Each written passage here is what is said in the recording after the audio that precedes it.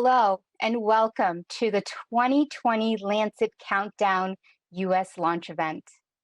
My name is Sarili Sutaria Patel. I'm the director for the Center for Climate Health and Equity at the American Public Health Association, and I'll be your master of ceremony for today's event. Never before have we seen co-occurring crises wound the country and the world, while simultaneously unearthing deeply rooted social and racial injustices.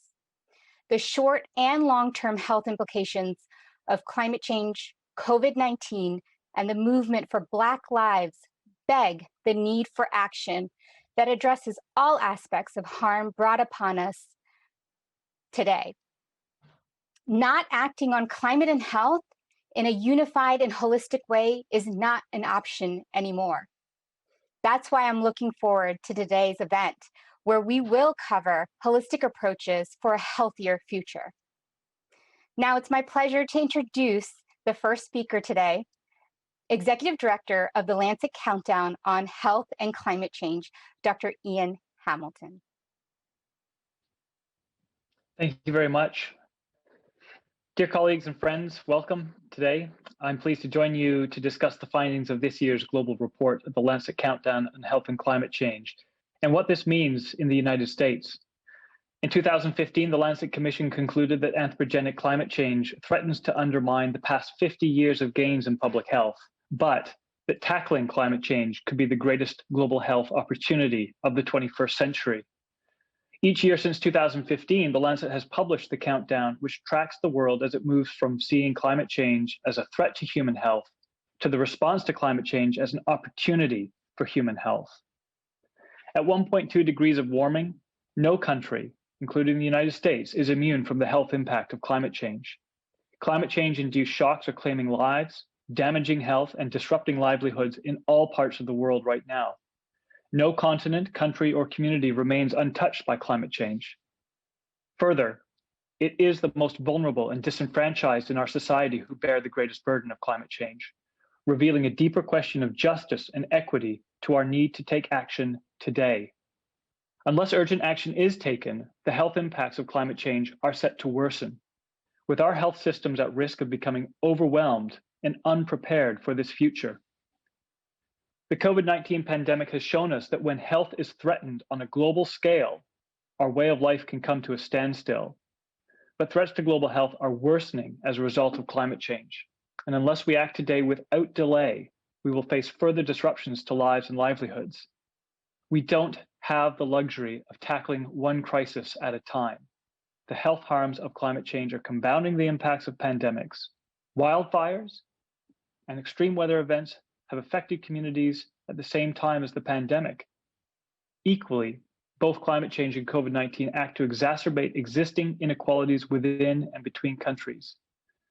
Unless the global COVID-19 economic recovery is aligned with the response to climate change, the world and the US will fail to meet the target laid out in the Paris Agreement, damaging public health in the short term and long term.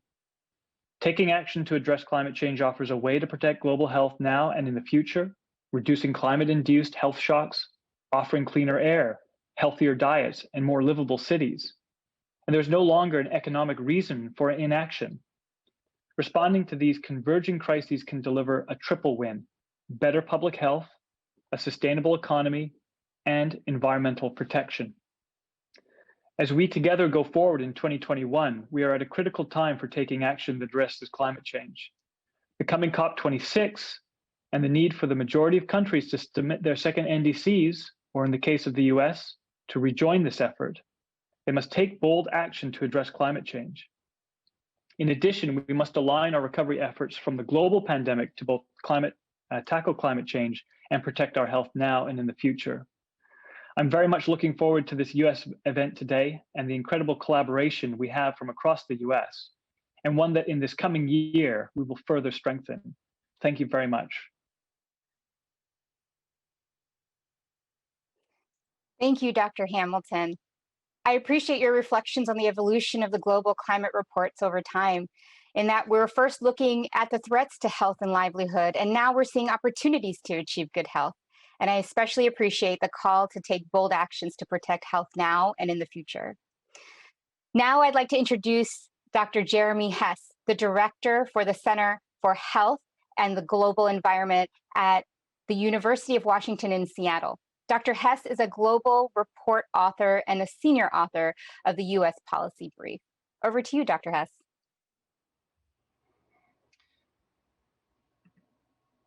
Thank you, Cirilli and Ian.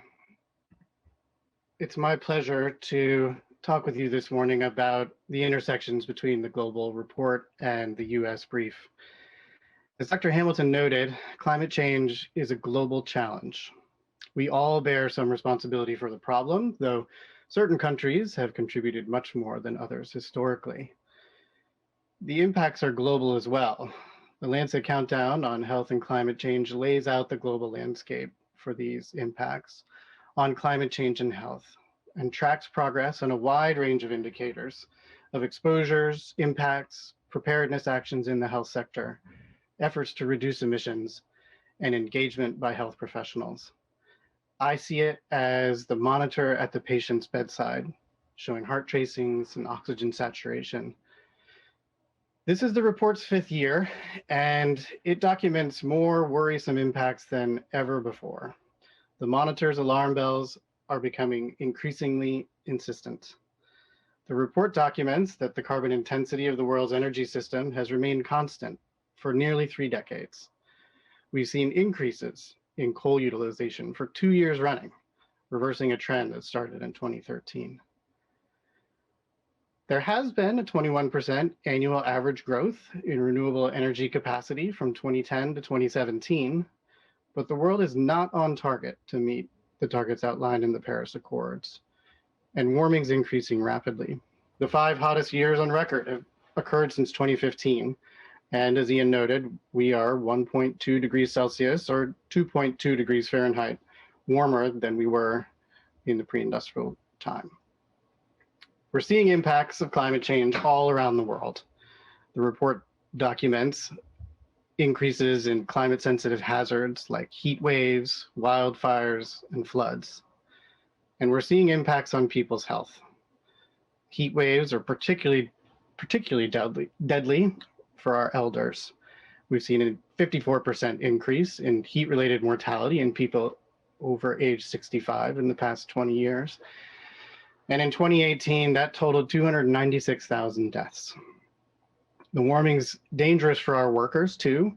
It reduces their productivity. It's particularly the case in hot places where a lot of people work outdoors, but we see impacts in cooler regions like the US as well. And we've seen an increase in wildfire exposure risk in 114 countries from 2001 to 2019. We certainly have seen that increase here in the US. Global yield potential for staple crops has declined from 1981 to 2019. And we're seeing clear, steady increases in climate sensitivity of infectious disease transmission since mid-century. These impacts are starting to stress our public health infrastructure. Nearly 70% of cities around the world expect climate change to seriously compromise their public health assets. We are seeing more signs of engagement in the health sector, as Ian noted. We've seen small increases in adaptation funding overall and small growth in adaptation spending in the health sector. 51 countries have developed plans for national health adaptation. Unfortunately, the United States is not one. We're seeing increasingly widespread and strenuous response from health professionals, which is great. There's more literature on climate change health impacts than ever before. And the health sector, which is responsible for 4% of emissions globally, is starting to make significant efforts to reduce its footprint. We in the health sector are making progress toward living our ethic of doing no harm. There's much to be done. The global report sets the stage for this year's US brief. The US is poised to re-engage with the world around climate change and hopefully around climate change and health. I'm excited to hand over the microphone to Renee to highlight the impacts and opportunities for the US. Thank you.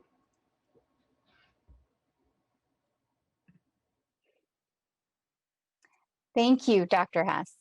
In a few minutes, we'll be hearing from our lead author of the 2020 Lancet Countdown US Policy Brief, Dr. Renee Salas, who also holds various appointments at the Harvard University.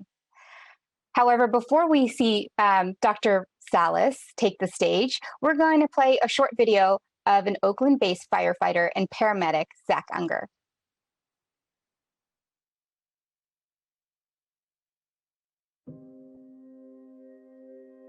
My name is Zach Unger. I'm an Oakland firefighter and president of the Oakland Firefighters Union.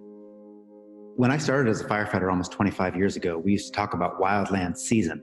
But now with climate change, wildland means everywhere and there's no season anymore. We used to count on being done by October, but lately we've been fighting fires all the way up to New Year's Day.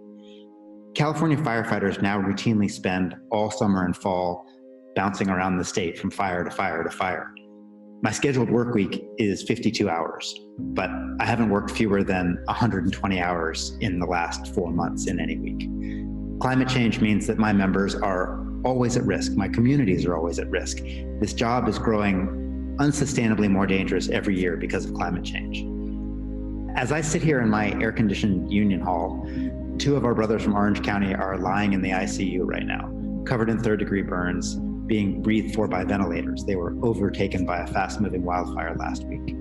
I worked the Santa Rosa fires in 2017. That was 25 people dead and 5,000 homes destroyed. That wasn't a cabin in the woods. That was a full-on city.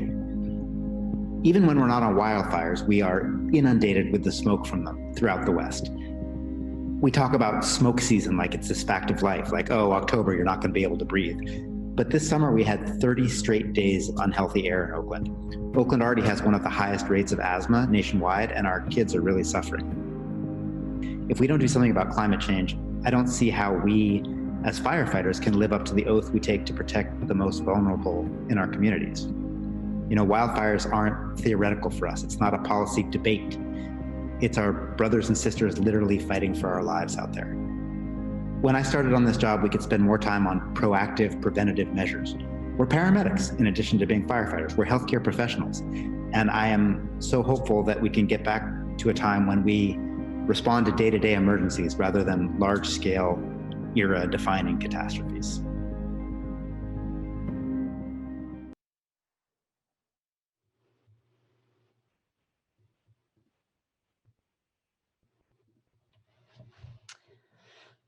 Good afternoon.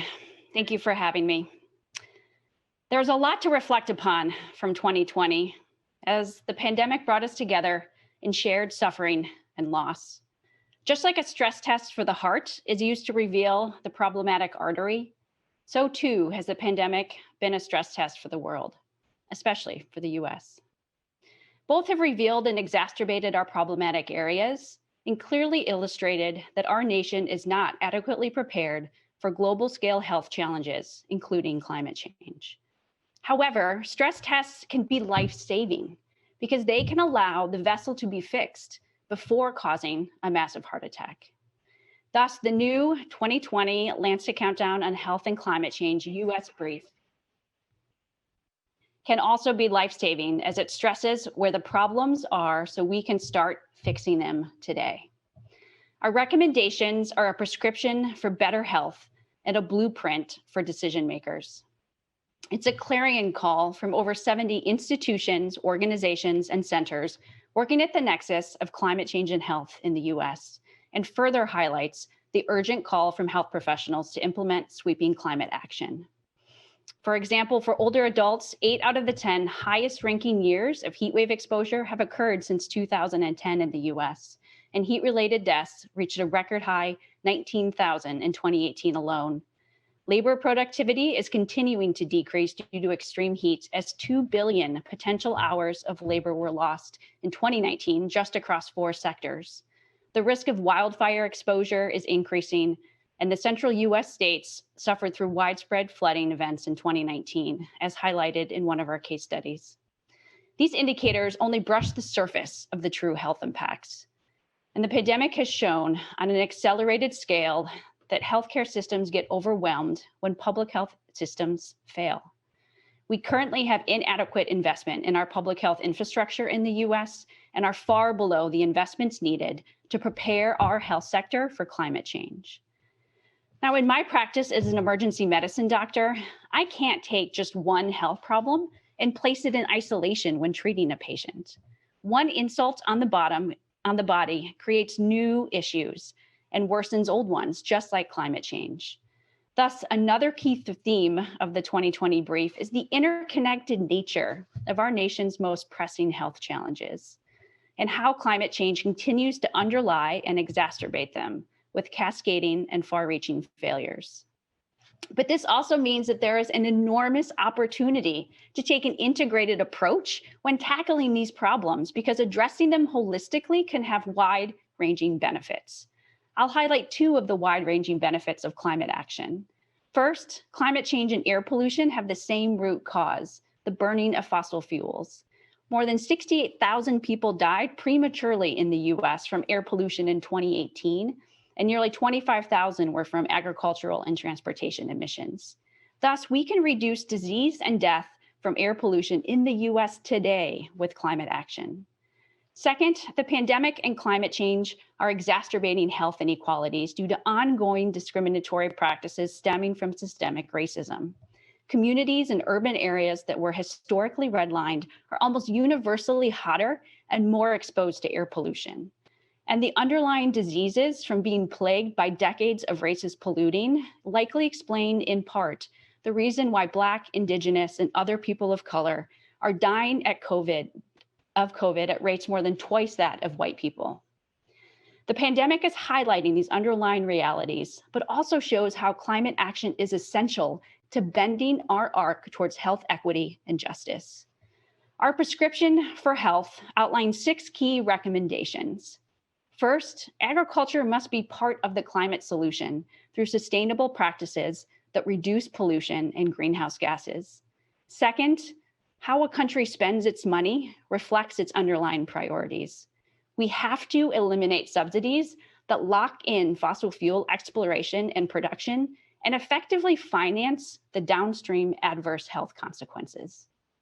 Third and fourth, we must urgently shift to zero carbon electricity and healthy transportation systems in an equitable and just fashion. Fifth, we must strengthen our public health systems to invest in prevention instead of disease. And finally, we must implement a quadruple benefit COVID-19 recovery plan, one that works towards a stable climate, protects public health, promotes a sustainable economy, and creates a more equitable society. That is a prescription for health that any health professional would write and any patient should want to run to go fill. In conclusion, the pandemic and climate change have brought us all together in a shared common destiny, and what binds us is stronger than what divides us. So as we all anxiously await the treatment for the pandemic, a vaccine, let's start implementing the climate treatments that are available and effective today. Let's do it together. Thank you. Thank you. Well said, Dr. Salas. Now I'd like to introduce the moderator for the Q&A discussion with Dr. Salas and Dr. Hess, Yosina Funes, who is a climate director for the Climate and Culture magazine, Atmos. Hello, everyone. Thank you so much for having me here. Renee, Jeremy, it's so great to be on this panel with you all. You did a wonderful, wonderful job of summarizing the findings here. This question is for both of you. You know, you talked about the report stemming back to 2015, right? What was some of the most surprising findings in this year's report compared to years prior? Well, for me, the most significant surprise with this year's global report was the extent to which the health impacts of climate change interact with other conditions, pre-existing and new. In this case, it's interactions between known determinants of health, poverty, lower social status, racism, sexism. The new condition of COVID-19, the global pandemic, has interacted in really dramatic ways with those underlying determinants of health. And when you throw climate change into the mix and you see increased intensity and frequency of climate sensitive hazards like wildfires and floods, droughts, and food insecurity, you see compound impacts. And I was surprised by the extent of that compounding.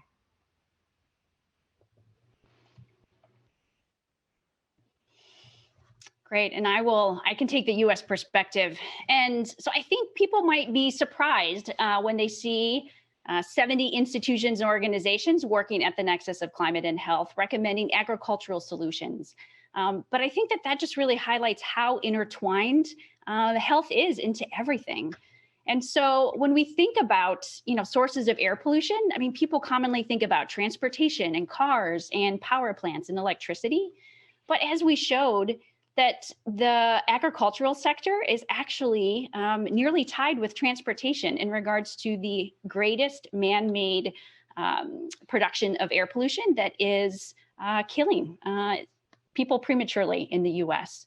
Now, this source of agricultural air pollution actually stems largely from ammonia, which comes from livestock, their manure, and synthetic nitrogen fertilizer that's applied to cropland.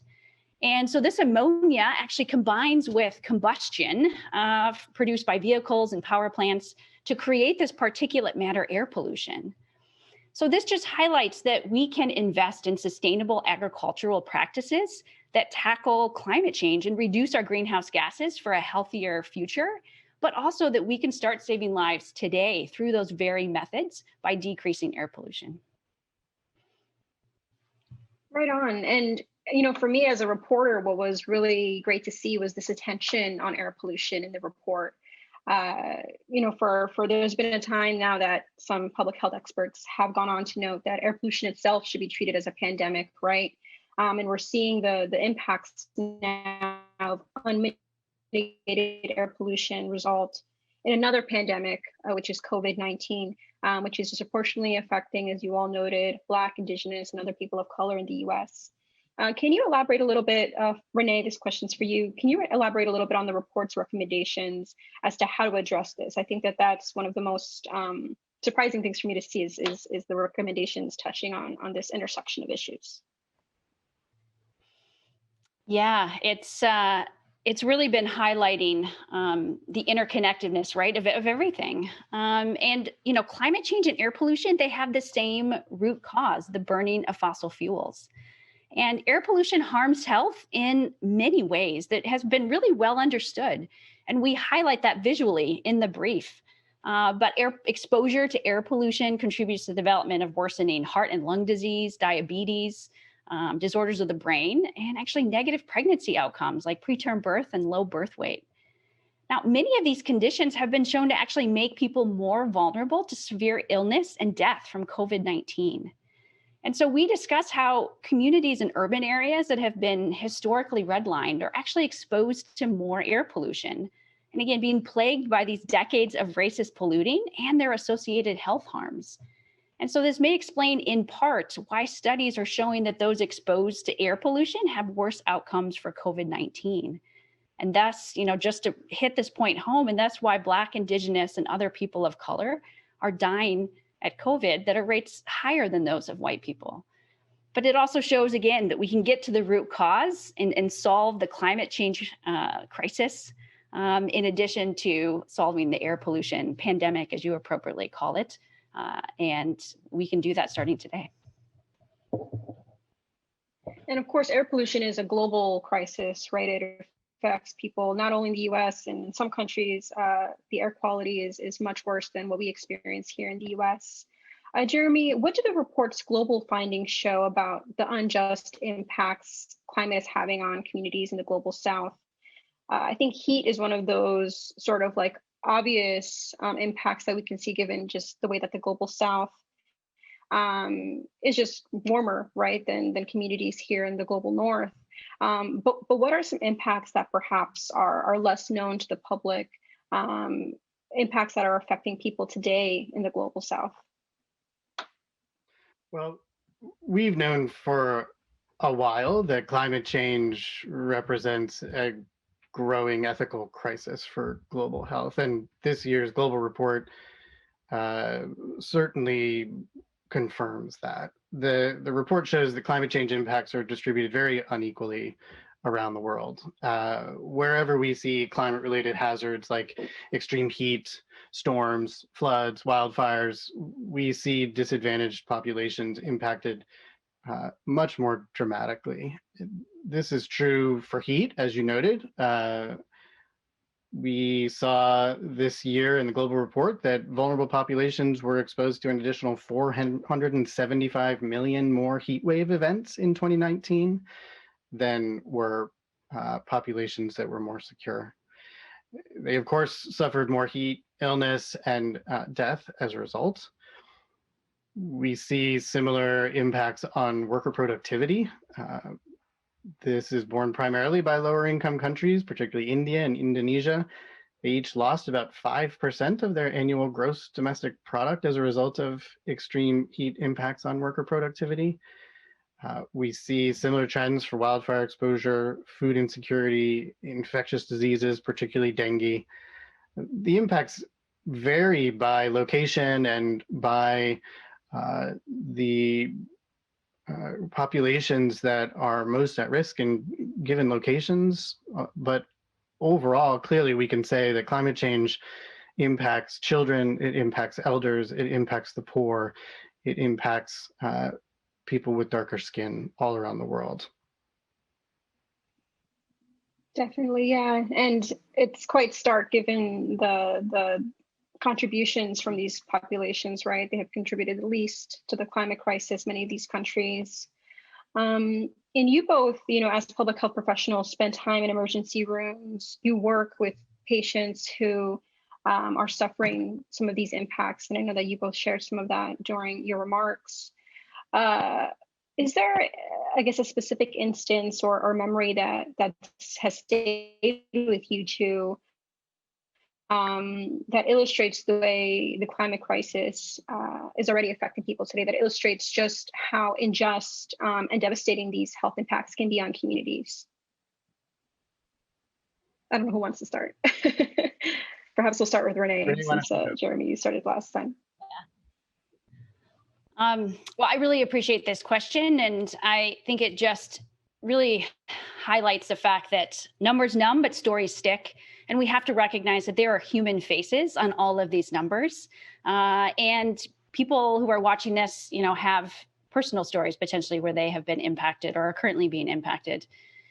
And so I think just one that really stands in my mind is in regards to an illustration of the fact that elderly and the poor are more vulnerable to extreme heat. So it was record-breaking heat here in Boston last summer, and a woman called 911 because her husband was acting confused. And the ambulance crew said that when they climbed up to the top floor of their lower income housing, that they opened the door and were hit with a wave of heat that felt like the Sahara Desert. And we weren't able to afford air conditioning, so they only had one window that was partially cracked. Now, this man was rushed to my emergency department, where we met him at the bedside and got a rectal temperature, which is the best way to get a true internal core temperature. And it was 106 degrees Fahrenheit. So this man's body was failing under the extreme heat exposure, and he had heat stroke, which is life-threatening. And so I think that he really highlights the vulnerability of the elderly and the poor. But I often think about his wife, because she really represents who was left behind. Thank you, Renee. How about you, Jeremy? Well, I'm going to tell a different but related story, which is more about the general experience that we have as emergency physicians. I work in a level 1 trauma center. We provide trauma care for 5 states in the Pacific Northwest and Alaska. We're also a regional burn center. We're a center for excellence in stroke and cardiac and psychiatric emergency care. We have pressing demands constantly. And we also have a really clear mission to take care of the most vulnerable. And what I see every day is overlapping burdens of poverty and injury and environmental exposures on all of these different populations. And of course, we see more asthmatic patients fighting to breathe when pollen counts are high. We see more patients who have been burned and suffered from smoke inhalation when wildfires get out of control. Our EMS services see more patients with sudden cardiac death. All of the impacts that Zach talked about, we see whenever we have increases in any of these climate sensitive hazards, which we're seeing much more frequently. When it's really hot, we see more exacerbations of chronic disease, exactly like the patients that Renee described. But the overall impression that I'm left with after work is the compounded impacts and burdens that our most vulnerable populations experience from all of these overlapping vulnerabilities and exposures. And climate change is increasingly adding to the mix. Of course, right. And there's the added impact, right, that the health professionals are facing, the sort of mental health impact of seeing this, I think, daily in the emergency rooms, which I think isn't often talked about. But now it's being more of a talking point given COVID-19 and the personal impact that the virus is having on health professionals. So I appreciate you all and the work that you do. I wanted to talk a little bit more about the recommendations here because they're quite ambitious, right? How do you all feel about how likely it is that our leaders will listen? After all, the recommendations here are recommendations that climate scientists and climate justice advocates have already pushed and have already noted need to be done. So you all are not the first to say that we need to decarbonize, remove fossil fuel subsidies and improve public health. What is the general sense here of whether leaders both in the US and globally will take the necessary steps to make these recommendations reality?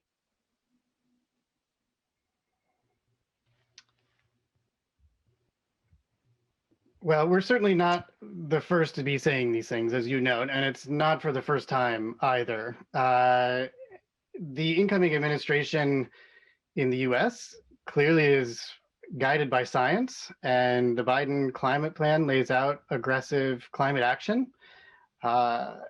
This is going to reduce the likelihood of dangerous climate change if they're able to enact what they've laid out in the plan. And it will reduce many of our vulnerabilities. There also is a plan to re-engage with the global community and to try to make good on the commitments that we made originally related to Paris. The extent to which we will leverage health as a central theme in this effort remains to be seen. It's not as prominent an organizing principle in the materials that I have seen as I would like, so that's an open question for me, but I certainly welcome the embrace of science and the urgency around climate action. It's overdue. I am enormously optimistic that this is the moment that we will act and do what needs to be done. I mean, I think we have really fertile ground to advance the discussions. And, as Dr. Hess outlined, health is central in our society, really in an unprecedented way. And climate change is increasingly being framed as the health crisis that it is. And that makes it personal because it's not about a polar bear or an iceberg. It's about the health of your children or your aging parents, or if that's not enough, then yourself. And we're also at a moment of really extreme, I think, regret in our country because we have seen what plays out when we ignore the science and delay action. I mean, people get harmed and die. And I think that we want to prevent regret on climate change. And the movement is growing and the ground is shifting in really unprecedented ways. And so I believe also that health professionals are really that critical catalyst that can move us. We have clearly shown through our experiences, both with the pandemic and climate change, that science and data alone is not enough to act. But health messengers are trusted, and they have the unprecedented skills with which to engage one-on-one to make climate change critical and to really make health that common denominator, common ground that we can all stand on and put health first and as the central driver for why we need action on climate change. And we are at a moment with an administration that's listening. And so the time is now, and we can do this. Dr. Salas, Dr. Hess, our time is up, but thank you so very much for your expertise on this matter. It's been my pleasure.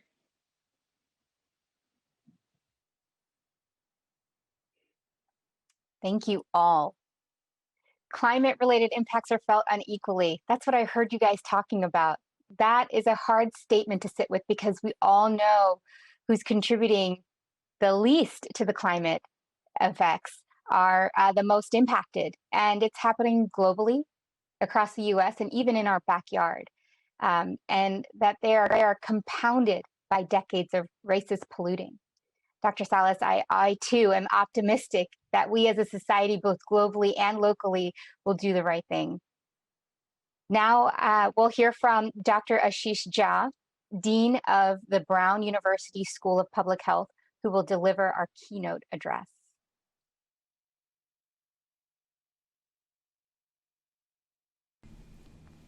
Hi, my name is Ashish Jha, and I'm the Dean of the Brown University School of Public Health. And today I'm very proud to join you on this 5th Lancet Countdown on Climate and Health. Climate change is the biggest threat to human health, and the effects of climate change are affecting human health across the world right now. Whether it's through these storms that are having these massive disruptive effects on people's lives, to air pollution and how climate change affects and changes the way air pollution affects our respiratory systems, or whether it's changes in disease vectors and disease outbreaks. Climate change affects all of us. Climate change is here, and its effects on human health will only accelerate in the years ahead. There is some good news in all of this. The good news is that there is a lot we can do. Certainly, we need to begin by getting out of our dependence on fossil fuels and onto cleaner energy. While that will have a direct effect on climate change, it will also have a direct effect on air pollution, a central part of what really drives suffering and death for people around the world. Second, we need to begin mitigation efforts right now. The bottom line is that climate change is here, and even if we were to switch to a carbon-free energy source immediately, the effects of climate change will be with us for generations. And so we need to make changes now to begin to solve and begin to minimize the health effects of climate change. And finally, what we need to do right away is to ensure that the healthcare system becomes part of the solution. Right now, so much of the healthcare system is actually part of the problem. A major emitter of greenhouse gases, a system that has not been resilient to the health effects of climate change and the other effects of climate change that will make it harder and harder to deliver high quality care in the years ahead. So the Lancet Countdown, a central report, a seminal report, lays these and other issues out in front of us. It reminds us that we're all in this together. And while we may all be in this together, we're not all affected equally, because these pernicious effects of climate change will most substantially affect those who are poor, those who are minorities, those who have fewer resources. So while we all have to work together for the sake of improving the health of the world's population, we have to do this particularly with an equity focus in mind, because it'll be the most vulnerable among us, the poor, the children, elderly people, who will be most affected. So thrilled again to be a part of this important effort. Let's use this countdown, the data, the recommendations, to renew our efforts to get off of carbon-based fuels, to reduce air pollution, and to make health of people here and around the world a priority once again. Thank you so much. 3 minutes and 8 seconds. Thank you, Dr. Jha. We're now going to sit in on a conversation between two individuals dedicated to connecting climate change and health, Ms. Gina McCarthy and Dr. Howard Koh.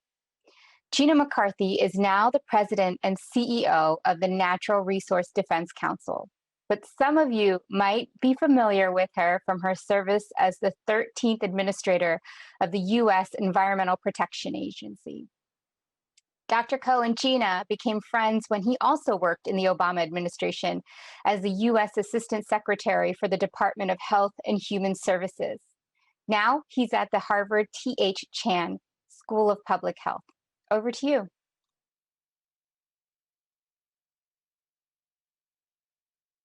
Hi, this is Gina McCarthy. I'm the president and CEO of Nrdc, an advocacy organization. Howard is going to introduce himself in a moment. But let's just say how excited we are about the 2020 Lancet report coming out and how grateful we are for the authors to be able to take a close look at what's happening in the United States and how the issues of climate change and health are so intimately connected, and how I think we both know that the challenge of climate is really one of the biggest public health issues that we face. And that in the US today, it's so confusing to figure out how we align all of our strategies and really address the issue of COVID-19 first and foremost, and then look for a climate strategy that really grows jobs and shore up our economy and can provide us all a healthy future. So that's what Howard and I are here to talk about. Howard, take it away. I'd love you to introduce yourself, and then maybe we can have a little bit of a chat. Sure, Gina, thanks so much. What a privilege it is to join you yet again. I'm Dr. Howard Koh. I'm a professor at the Harvard Chan School of Public Health and the Harvard Kennedy School, and I'm the former U.S. Assistant Secretary for Health in the Obama administration and the former Massachusetts Commissioner of Public Health. And first, Gina, I want to thank you for your leadership and your friendship and your commitment. You've inspired so many of us around the country and around the world on issues of climate change and health. Let me thank you and all the leaders of the Lancet Countdown, because what this wonderful group is doing is tracking progress on health and climate change, putting forward a special briefing on impacts in the US, and bringing together over 70 institutions and organizations, including the American Public Health Association and many others.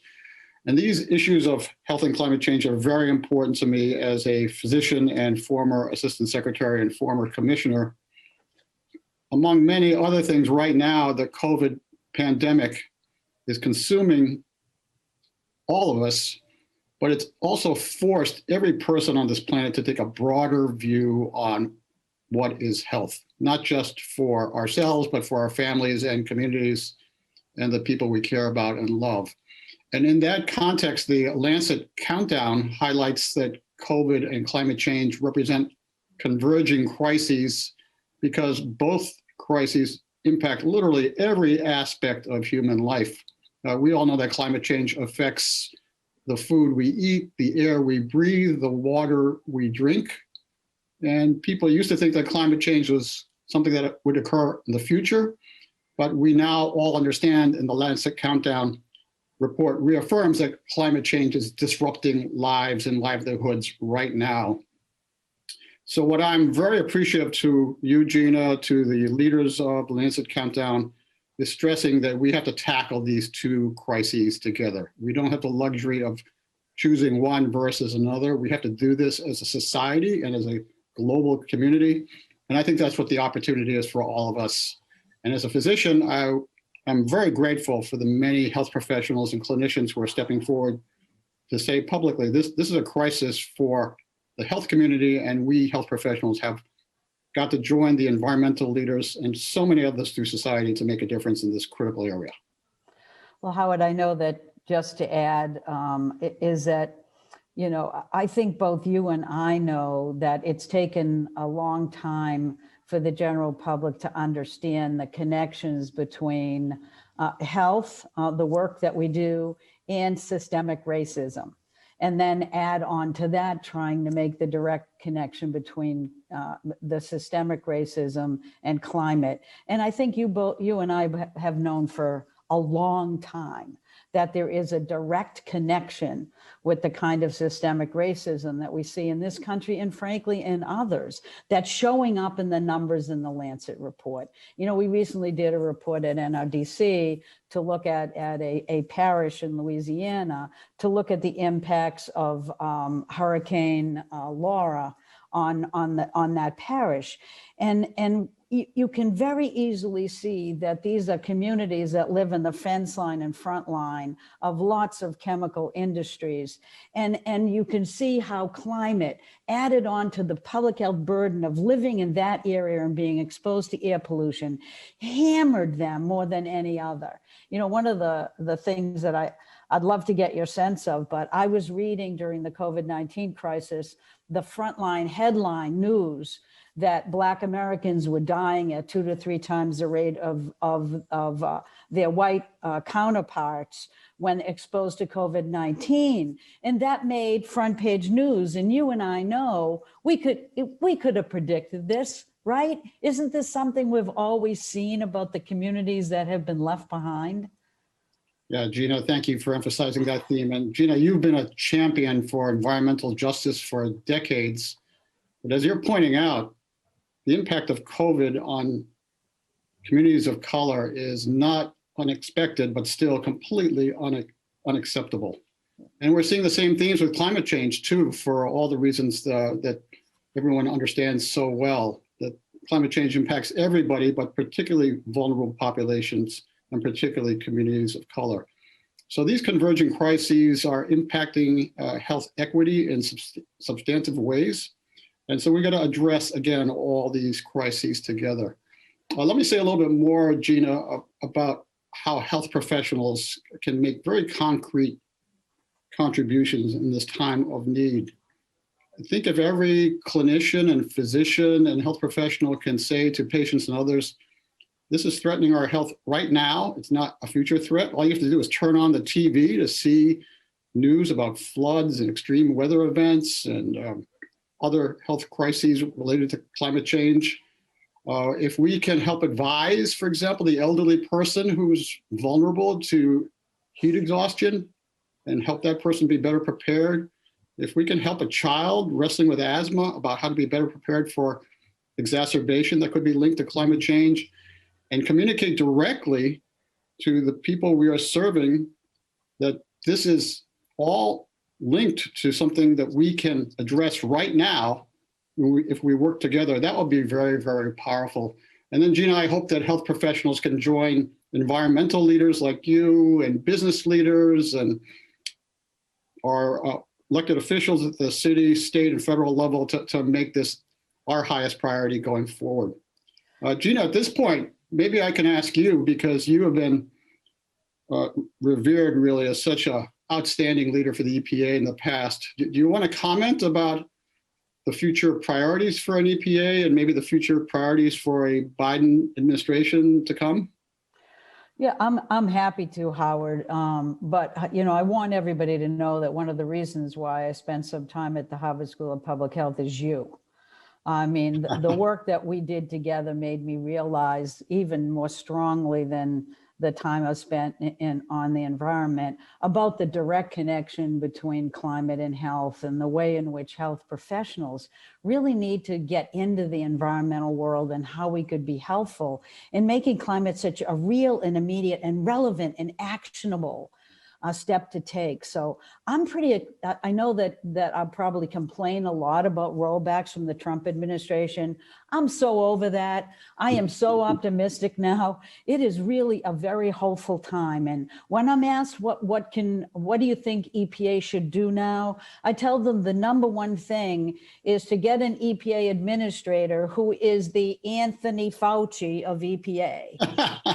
I need human beings who focus on science. We have to be back focusing on evidence-based decisions in science, like the information that the Lancet report brings to our eyes, so that we can make sure we're doing the right thing for people, not advantaging polluters.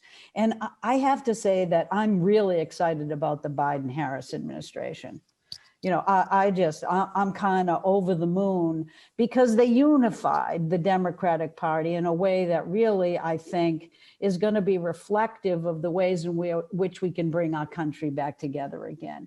We have to have solutions for moving forward that don't just address COVID-19 by getting people food to eat again, getting them the wherewithal to have a job and grow our economy. But there's so many ways in which this administration can make good on what was the most aggressive campaign promise that any president has ever made on climate change. And that was Joe Biden's plan.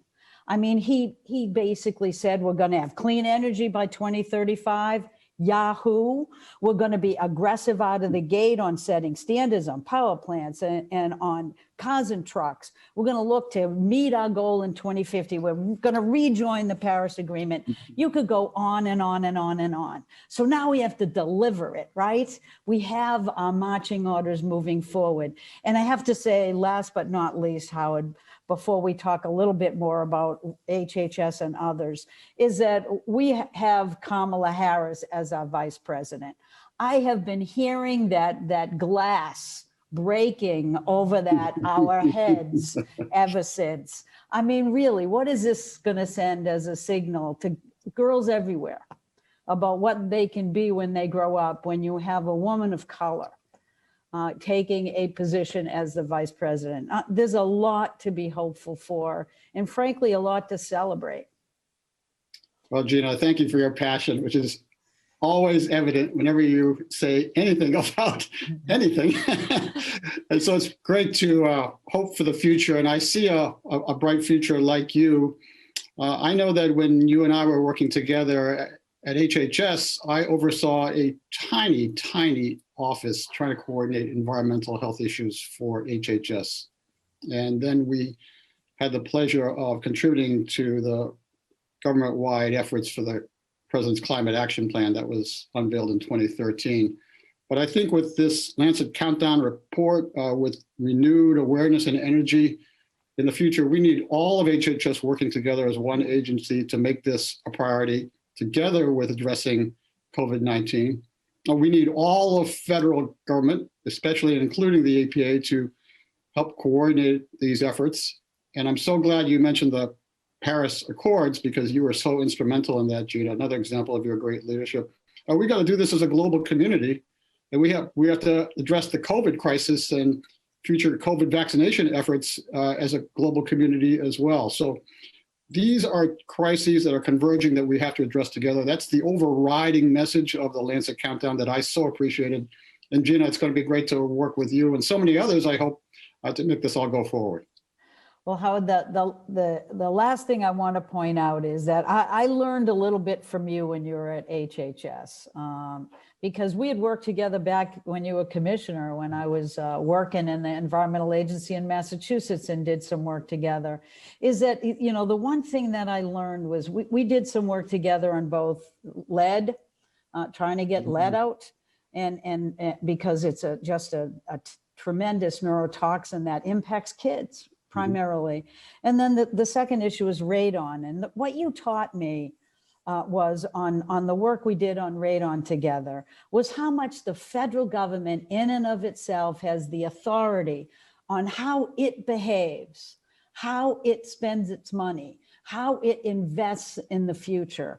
And it gives me hope right now, because we developed across the entire administration plan on how to reduce radon exposure. And we had the military talking about military housing. We had HUD talking about the ways in which they could make a change so that multifamily dwellings could be assured to be radon free when people came in and rented a place, right? So we talked about all those things. And that's the key, is that people always go, well, you may not have the Senate, blah, blah, blah, blah, blah, blah, blah. No, but we have the federal purse. We have ways in which we can influence this. And I'm excited about where we are today. And I'm excited to make the connections and let people know that we're going to have great people like you, Howard, in positions that will make a difference, that have always understood these connections your whole life and has been doing nothing but try to make everybody understand that government's there to work for them, because you've been doing it for so many years. And I love seeing you on TV. I think it's the coolest thing ever. Get a series or something. I'm just trying to catch up with you, Gina, you know. And Gina, you're the one who taught me that the only way to solve these global crises is to bring everybody together across disciplines. And I often say that we health professionals spend too much time talking to only other health professionals. We got to reach out to leaders in environmental protection and housing and transportation and education, faith-based organizations. I like to point out that health is much more than what happens to you in a doctor's office. Yeah. Health starts where people live, labor, learn, play, and pray. I made that up, by the way. And that's the only way we can address these challenges for the future. So, Gina, to have global leaders like you inspiring us and showing us the way is very, very encouraging for all of us. So thank you. Well, it is a moment in time. And thank you, Lancet, for bringing some clarity about the connection between health and climate and systemic racism. I know that clean energy can buy us a wonderfully healthy future. It can bring jobs to people's tables, and it's going to save the money in their pocketbooks. And I expect that a Biden-Harris team will do wonders to bring us all together and to make sure that we can have the kind of health protections that our country promises to us. And hopefully we'll keep delivering them together. And thanks so much for joining today. And thanks for all of the folks who pulled together the US report. Kudos to them for reminding us of just where we need to go at a time when I think we have a path to get there. Thanks, Howard. Well, thank you, Gina. You're the best. You too. Thank you.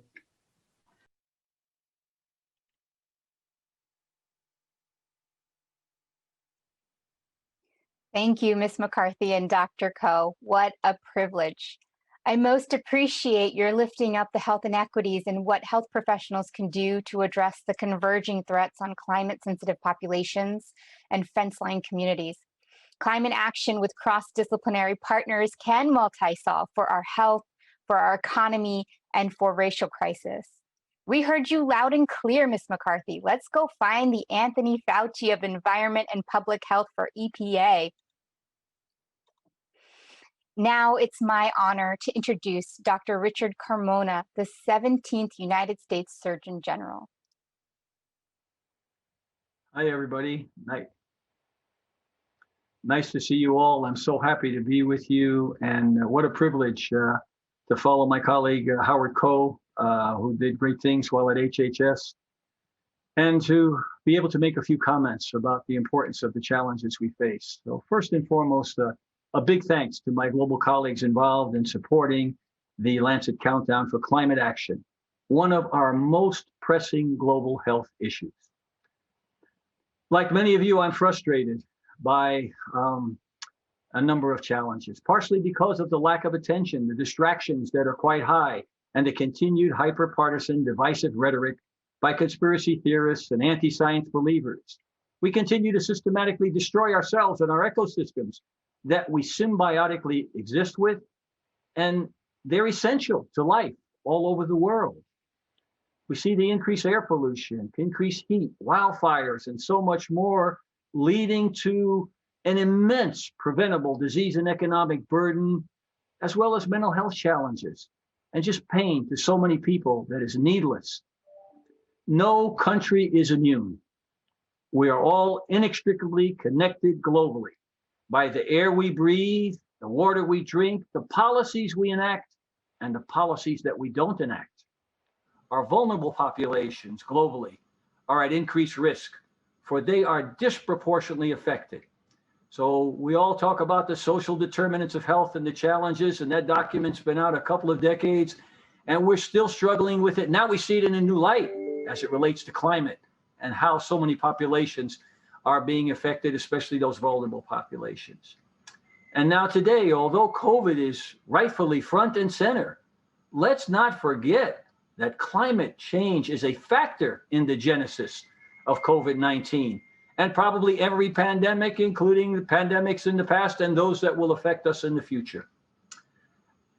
In addition, in some of my work with corporate America, I am very happy to see that corporate America is now starting to become engaged in addressing climate and environmental change through scorecards that look at environmental, social, and governance factors in corporate America, and they're being held accountable by how their work, how their products affect the environment. And they're taking actions to be smarter with use of energy, with waste products, things like that, that also contribute to the challenges we have with climate in general. And as Howard said, and I'm sure others have said, this is a global issue. We must come together. We must stay united. We must belong to all of the organizations that we've kind of shunned in the last few years. We got to get back. America is back. We need to take our place globally and lead as we always have in issues of energy, in issues of climate, in issues of preventable disease and economic burden that is preventable.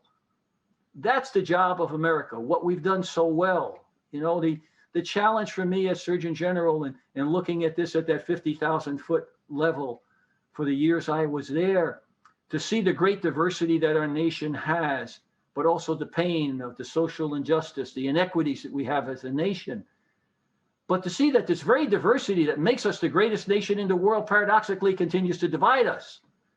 And yet, as Howard said and others have said, we need to come together as a single global enterprise that's dealing with this issue of climate change, as we must for COVID, because this is not our best time as we've dealt with COVID because of the hyperpartisan rhetoric and the divisiveness that we see in a pandemic that is biologic in nature, that leads to a pandemic of mental health challenges, that is potentiated by a pandemic of hyperpartisan politics and divisiveness. That's got to get put behind us. I look at a future now where we can take our lead again, demonstrate to the world that we can do great things together, that we can extinguish these social injustice, these inequities that are plaguing us, take care of COVID, and agree to disagree on things. But when it comes to climate, we have to join hands and come up with solutions by crowdsourcing and aggregating information so that we are smarter and better as a world. Will make us all better. And I'm proud that the United States, I'm proud that the Lancet Countdown and all of my colleagues globally are joining us to make this a better world. And I thank you so much for the opportunity to join you today.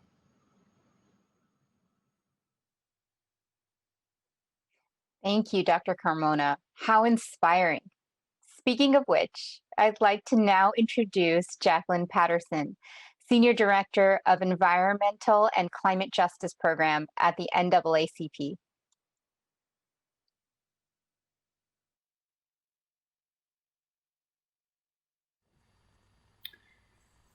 Good day, everyone. Thank you so much to the Lancet for inviting me to share these brief remarks. And thank you to you all for listening. In the words of James Baldwin, not everything that is faced can be changed, but nothing can be changed until it is faced.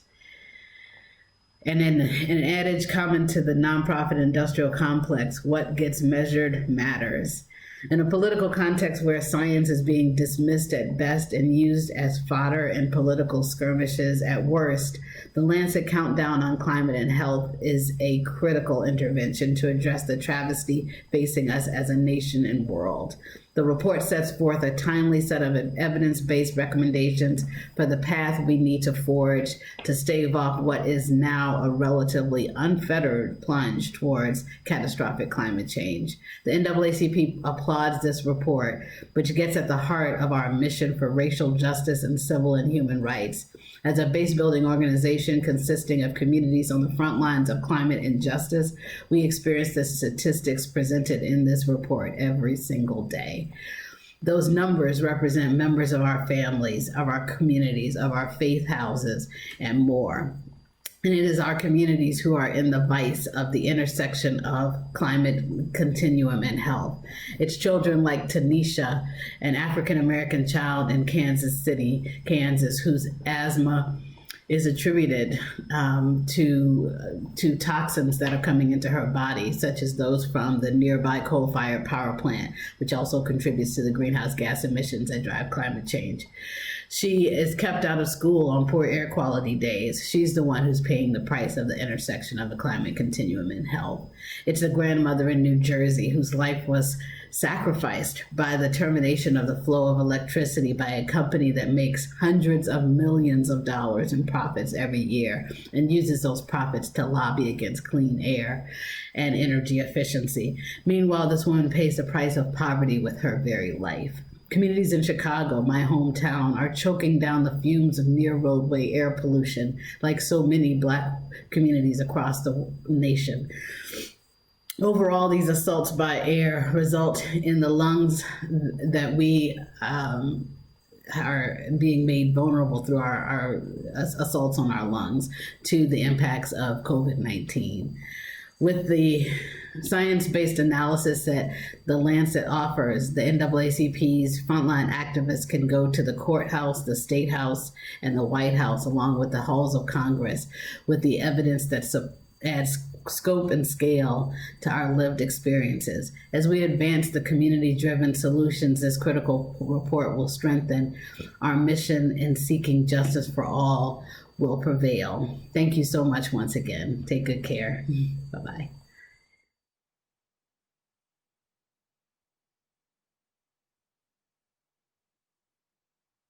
Thank you, Ms. Patterson. As always, you've left me and many others out there inspired and charged. We'll now hear from James Rattlingleaf, Senior Vice Chair of the Rosebud Sioux Tribe Climate Crisis Work Group.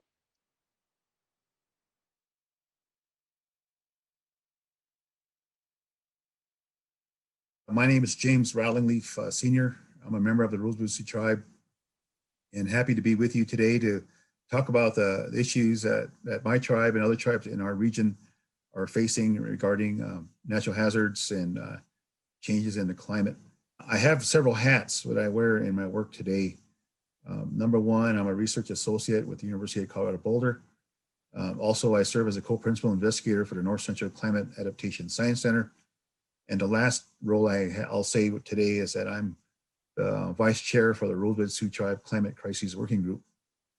And all those things, those three things that I wear today, is really begin to support our tribal governments, tribal communities, and how they deal with the changing climate by providing science, providing data, and capacity building activities in terms of education and training.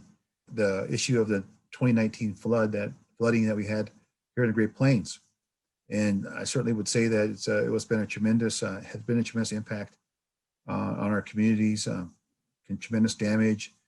I think not only that, but also the mental health or the health side of this work, this issue as well has been really concerning in terms of how our communities respond to those things mentally and culturally and obviously spiritually. We need to think about how we best support our tribal programs with that kind of information, that kind of data. Because what happens is that when FEMA and some of these other federal programs come in and assess the damages and try to articulate or try to produce a report that says what's been the impact, I think tribes, we just need to do a better job of showing in those reports the information, the data that what happened to us, the impact of that using maps and using imagery and using stories. I think the important part of this work is to articulate, the impact of the floods on our communities. And as I mentioned, the mental health part is a critical aspect of this work. A lot of times we just, we focus on the natural resources, but I think the other part of that makes us unique as tribes is that, we still have these the ways of dealing with stresses and with things that confront us like disasters. When we talk about this flooding again of 2019, we realize that that we're very vulnerable to these things, and our people is very vulnerable. Also, we think about health in terms of our hospital in Rosebud and the distances that we have to travel to meet those emergency care issues that come up. And so with these floods, when bridges go out, there's really not an alternative. We recently was awarded a climate adaptation planning grant. by the Bureau of Indian Affairs Climate Resilience Program. The goal is to develop a tribal-wide, community-wide tribal adaptation plan. And so we're going to be working with a consultant with a tremendous climate background to help us meet with the communities, help us develop those ideas. What role does culture play in that in terms of cultural heritage and how that provides ideas and solutions to a changing climate, but also it's going to identify our needs. We really have to understand our needs when it comes to our tribe in terms of climate. We have a new administration now. We're excited to see where this will go, but our plans really could be the first step. We hope to think about developing a focal point within the tribal administration that will really focus on climate issues. So we're envisioning a tribal climate center where we can access scientists, science, data, but also I think really understand the role of culture in all this. You know, our language is important, our way of life is important, our spirituality is important. So having a better sense about the impact of that in terms of climate is important. Another issue that is important that I think the new climate center can address is drought. I think we talk about flooding, but also there's drought. So we have tremendous climate variability in the Great Plains. And so we as tribes, have to be aware of that. We have to understand that. And then we have to put forth solutions. So part of that solution part is really thinking about mitigation, the 5th climate assessment that's coming up. It's important, I think, that that you as people who care about climate and you care about our country and our people here, that we all make an effort for equal participation in the national assessment process. So my recommendation to you again is to make sure that that you consider Indigenous people, Indigenous voices, Indigenous lands, and Indigenous knowledge in the national assessment. So I would say this, that I think some missing parts is that we haven't looked deep enough in terms of the role of cultural heritage in addressing climate, and also say that our knowledge is sort of waiting in the wings, meaning that we're here yet. And I think as each generation goes by, we may lose a little bit of that. So it takes all of us to bring different ways of knowing together to address this very complex, very complicated issue of climate change. And I'll say, Midakuya Oyase, all my relations. Thank you.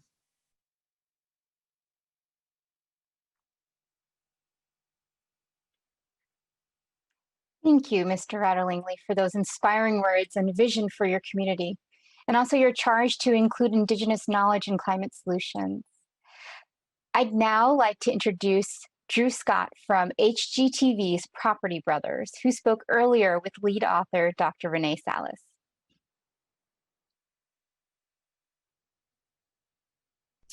Hi, my name's Renee Salas, and I'm an emergency medicine physician and lead author of the 2020 Lancet Countdown US Brief.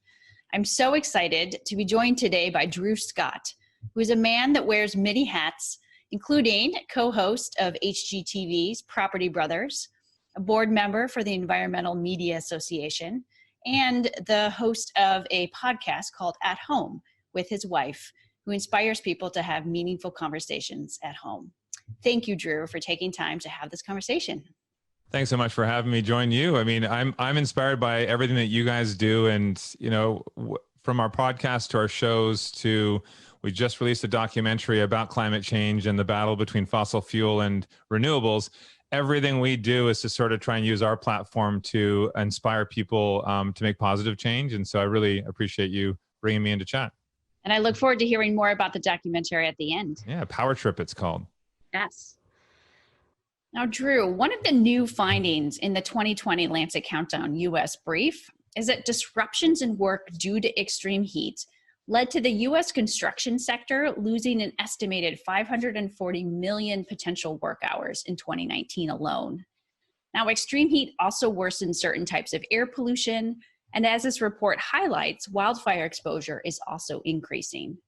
Now, these converge and lead to poor air quality with clear harms for health, especially for outdoor workers.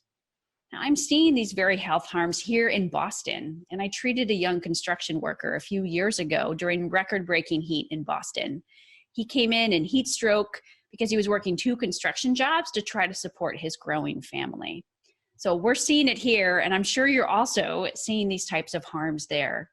So have you experienced times when extreme heat or other extreme events like wildfires have interrupted construction projects that you've worked on?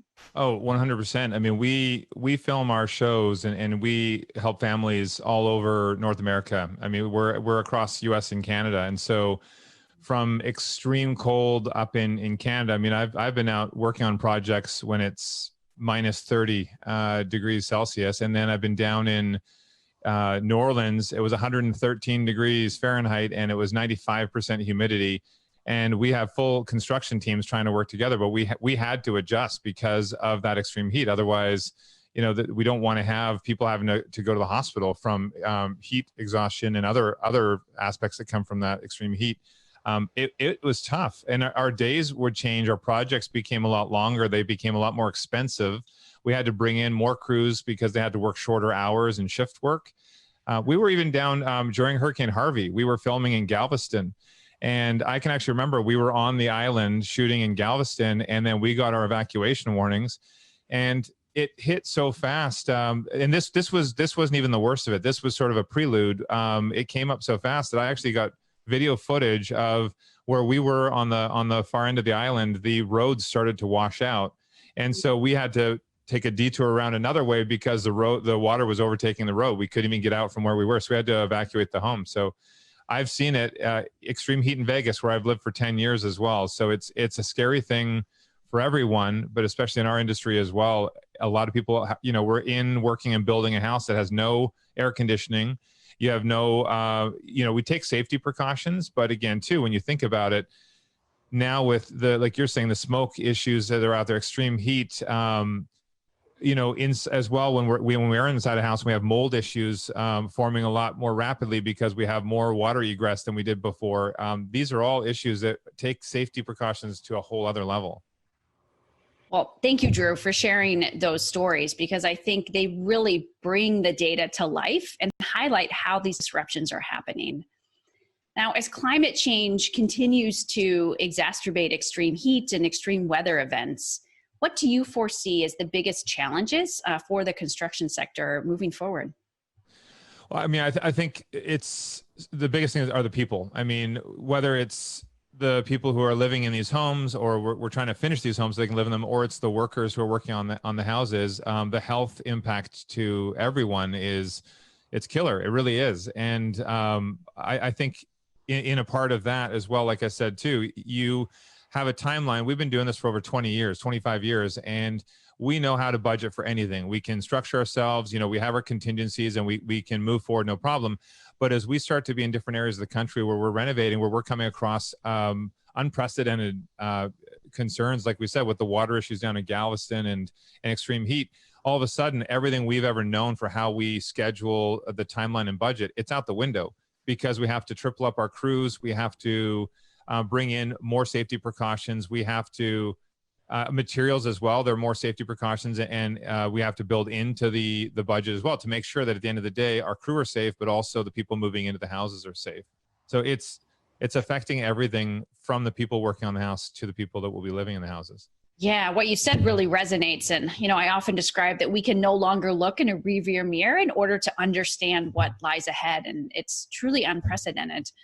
And as we think about how to best protect construction workers and other outdoor workers, you know, in our 2019 brief, we outlined some key recommendations for policymakers. But based off your experience, what insights can you provide to decision makers and policymakers listening for how to best protect the safety and health of outdoor workers? Yeah, I mean, really, I honestly think education is the prime deal here. Even for myself, there's so much more that we can learn, and any policymakers, there's so much more we can learn. And you know, I think there's a way, you know, people sometimes might subconsciously get into a routine, and they think this is just the way it's always been done. But we are in a time where there's so much happening that has never happened before, and that's why we have to step back, take a breath, look at the information that's being provided to us, educate ourselves, and then move forward in a way that's going to be better for all of us. At the end of the day, all these policies we have in place, we need to, especially with us and our construction teams, we want to protect our team. I mean, these people are our livelihood. They're the muscle behind everything that we do. And so, safety has always been a big thing for construction, whether it's, harnesses if you're doing work on roofs, or, every aspect within the home, anything we're doing with shear walls or anything we're doing to secure the house, depending on what those safety measures are. But now we're taking it to a whole other level. We need to reconsider air quality protocol in a home. We need to reconsider moisture issues within a home. We need to look at water quality as well. So there's a lot that wasn't our basic necessity, or wasn't the national building code before, but now we have to step it all up a notch, because we want to make sure that once we're finished with these houses, they are safe for families and the crews that are working on these houses as well. So really, it's education, opening up our minds to considering that things have changed and what we can do to work together to keep everyone safe. Wonderful. I couldn't have said it any better. So climate change as an unprecedented challenge truly mandates unprecedented collaboration, because we will only tackle this together. So what brings you the most optimism about our ability to collectively tackle this? Honestly, you guys, Environmental Media Association, the youth that are out there, there are so many people that are speaking up and bringing sort of a positive message to everyone, because I think one thing that can be harmful is if we're letting everyone know the effects of climate change is all doom and gloom. Yes, it is scary. And yes, there have been a lot of deaths and there's a lot of bad stuff that's happened, but we need to be able to show people that there is light at the end of the tunnel. And if we work together, that's the main thing. We are all one big community on this planet Earth. If we work together, we can find solutions that will actually benefit all of us. And I think that's right from the policymakers, right down to the homeowners, right down to our future leaders. That I love listening to the young kids talk, because they're so passionate. And I was actually laughing too, because I was talking, listening to my nephew who's 7 just the other day, and he was talking about solar, and he was talking about climate change, but he was saying things in a way that was just common sense to him. He doesn't know a lot of what the history is, that what we've dealt with, and he doesn't know what a lot of the ways it's always been have been. He just states things like it's the most obvious thing in the world, and it's something we can learn from a younger generation. They just have open minds to learn and grow. So I'm definitely optimistic. Well, may we all listen to our own respective 7-year-old nephews, because I do believe that the younger generation has a vision for the path that we need to take. So before we end, I would love to just hear a little bit more about the documentary, Power Trip. It's really exciting. This is a project that we had for the last 3-4 years. We've been filming it. And my brother, Jonathan, this is absolutely his passion project. So he flew around US and Canada interviewing people. And again, this isn't something that was saying, it's not a Republican versus Democrat side of things. It's nothing political like that. It's just talking about this secret war that's been waged against renewables. And it really is about people making a lot of money, keeping things the way they are with fossil fuels, and the damage that that's causing to our environment and to our health, and how it's affecting everybody. And so what we're trying to do is just make sure that Power Trip is a way to open up people's eyes to understand that there's a lot more power we do have to take hold of how we power our lives. And it's really exciting. It's on PBS, and the release of our doc was huge, and a lot of great response from people on social media. So I want everybody to hit me up on social media. If you watch PBS and you watch Power Trip, I want you to let us know what you think of it. And I'd also like to hear from you guys how you're making positive change to make sure that climate change is not affecting you in a negative way in your home. So what are you doing to help make change? I hope everyone checks out Power Trip. And I really appreciated how you guys integrated health into the documentary. Health really is central in our society right now with the pandemic in a way that hasn't happened in modern times.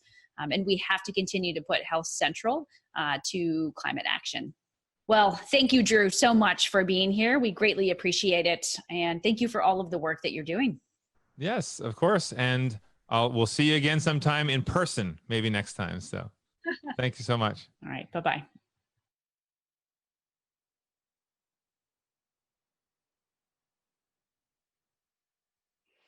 Thank you, Dr. Salas and Mr. Scott. The conversation really underscores the village that's needed to keep a family safe. And while construction workers are vulnerable to extreme heat events, for example, they are also now inducted into our public health family as they build homes to protect those that occupy them. I'm now excited to introduce our moderator and panelists for the upcoming discussion. First and foremost, we have the always inspiring Reverend Lennox Yearwood Jr. as our moderator. Reverend Yearwood is the president and founder of the Hip Hop Caucus. On the panel, it's my personal pleasure to introduce Dr. Georges Benjamin, Executive Director of the American Public Health Association. We're also joined by the energizing voice of Kea Chatterjee, Executive Director of the U.S. Climate Action Network. I'm also pleased to introduce Dr. Elena Rios, President and CEO of the National Hispanic Medical Association and President of the National Hispanic Health Foundation. And our final panelist, my newest friend, Mr. Hilton Kelly, founder and director of the Community and Power and Development Association. Reverend Yearwood, the floor is yours. Thank you so much, man. I'm so excited for this panel and our conversation, how the next administration should deal with COVID, climate change, and racism. Well, let's get right to the conversation. So for all of you who are on our amazing panel, how do you see COVID, climate change, and racism interconnecting? Dr. Benjamin, I'll start with you. Hi, Reverend Yearwood. Thank you very much for having me. You know, what we're seeing, of course, is this intersection that all of them result in inequities in health outcomes. Clearly, COVID has demonstrated that people who have chronic diseases who are disproportionately impacted get sicker and die sooner. We know that climate change does exactly the same thing. It leaves people who are most vulnerable, who have contributed the least to these problems in our climate with poor health outcomes. And, you know, and racism obviously is the original sin, which has contributed to both, because it drives many of the upstream entities that resulted in these disparities in the first place. Thank you so much for that. Hilton, you want to give us a little piece on that as well? Yes. Well, you know, for many, many years, our communities have been plagued with systemic issues when it comes to pollution. As a matter of fact, many of our communities are located next to refineries, chemical plants, CAFOs, which are hog farms, wastewater incineration facilities. And when you're located in these type of areas, well, what you'll find is that people are being subjected to tons and tons of chemical emissions or toxins that exacerbate the body and respiratory system and your reproductive system, and also your immune system. And so we have been forced to live many times in these areas since the Emancipation Proclamation was signed. African Americans have been placed in areas where they knew these areas were toxic. They knew these areas were low-lying, but due to systemic racism, we had to live in those communities. And now what we're seeing, fast forward to 2020, what we're seeing is that those vulnerable populations are becoming subject to COVID-19 due to the long impacts on our systems, which has degraded our systems, our liver, our kidney, our respiratory system. So now people with pre-existing conditions, which in my eye were caused to no fault of our own, but we are now more susceptible to COVID-19. And I think that it's up to our federal and state governments to do everything they can to sort of right the wrongs that have been plagued upon our communities, people of color communities, for many, many years. I love that. That's real talk. Dr. Rios? Yes, I have to agree with what's already been said. I'm Elena Rios, President of National Hispanic Medical Association. We have so many doctors and nurses and dentists in our communities that nobody ever hears about, who really care about their families and our communities and know, you know, from their own experience, how we have grown up in, I'm from the greater East Los Angeles area, living in Washington, D.C. now, and know that we are all from areas across the country that have been part of I don't know, detrimental air quality, not having public transportation, not having food, and being a part of these poor environments that have really, resulted in our elderly, especially after years of living in these environments, having less immunity and less able to fight the COVID-19 pandemic. And it's about time that our policymakers and the new Biden-Harris administration reverse those trends and really help to have a healthy, equitable community as outlined in this great Lancet report. Indeed, the report is powerful. I encourage everybody, if you haven't read it yet, please take time to read that report. My dear sister Kaya, your remarks.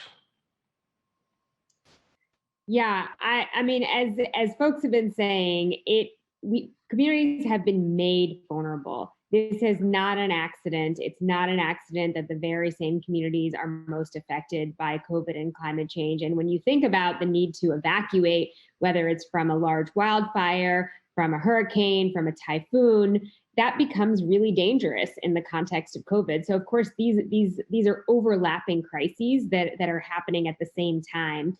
I also want to just look at the other side, the flip side of this, which is that the solutions are also the same. And so there's something out there called the Thrive Agenda, the Thrive Resolution, which a lot of groups are backing about how we can actually get out of the economic crisis that we've been facing with COVID and deal with all of these threats together at once by creating lots of jobs, by fighting inequality, by investing huge amounts of resources, 40, 50% in Black, Brown, and Indigenous communities, and really healing the nation-to-nation relationship with sovereign and native nations, combating environmental racism, and averting climate and environmental catastrophe, even while we invest in the public health infrastructure and care jobs and really start to see those as green jobs. And we can, in that way, get out of these overlapping crises all together and at once.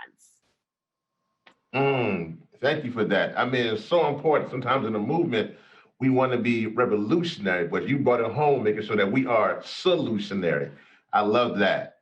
Hilton, I want to come to you with this question. What worries you most about the health risks of climate change on your neighborhood in Port Arthur, Texas? Well, what worries me the most about the health impacts and the impacts of climate change is the fact that we have a large number of people that are being displaced due to climate change effects, meaning we have a disproportionate number of homes that have been flooded due to chronic flooding. And when I was growing up here in the city of Port Arthur, yes, we would get flooding periodically, maybe 1 or 2 years. It would skip, but now what we're seeing is chronic flooding every year. We're seeing the waters getting higher. Our summers are becoming hotter as well. And the waters, when they come in now, it's coming in maybe 3 or 4 feet. And now areas that historically did not flood are starting to flood. We had our low-lying areas, and then we had our high ground areas. And now the high ground areas are seeing 2 to 3 feet of water as well. So many people are being displaced, and families are having to buckle down and learn to work and live together, literally in one home, which also brings about other problems. Thank you, Hilton, and thank you just for your activism. I mean, you as an actor and activist, you are the true meaning of what we call an artivist. You hold it down for Port Arthur, Texas. You are amazing. Dr. Benjamin, the report notes that climate health impacts are often overlooked or even forgotten. What climate impacts on health should be getting more attention? The way I think to think about this is that before something bad happens, we know the meteorologists get on TV and they tell us that it's going to be hot and there's this risk of wildfires. And then, of course, the wildfires hit and there's all the drama around the wildfire. Or that there is going to be a severe storm coming. We watch these storm systems develop out in the Caribbean, and they come across the waters, and we all count the days and all braced for it when it was going to happen. People board up windows, et cetera. And then after all the damage is done, everybody goes away. And what is left sometimes years later, particularly in under-resourced communities, generally communities of color, is the blue tarps are still there. We still have people living in homes that are now been flooded and now are mold infested, and people are struggling just to get up every day and breathe. They may not have an effective roof over their head. Their recovery is much slower in those communities, and not just by days, but often by weeks and sometimes years. And so people end up in places that are not safe to live in because it impacts their respiratory systems, in communities that are totally devastated, and economically they end up getting devastated. And then the mental health aspects, which always has a long residual in any kind of emergency situation, often never get adequately addressed. And so the post-traumatic stress syndrome continues to be a big issue for many of those communities. And even issues on episodic problems with water quality. In many of these communities, the water quality wasn't the greatest to begin with. But then after an event like this, they continue to have episodic problems with just access to basic services. So those communities were not invested in to begin with, and then a tragedy hits.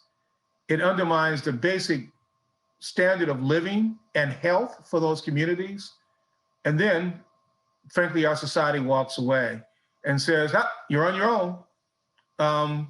And then, of course, a year later, we do it again. That tragedy thing repeats itself. And then we ask ourselves, why can't these folks simply pick themselves up from their bootstraps and move on? And as Kaya and the other speakers have pointed out, we have designed this situation to be exactly what we get as we go forward.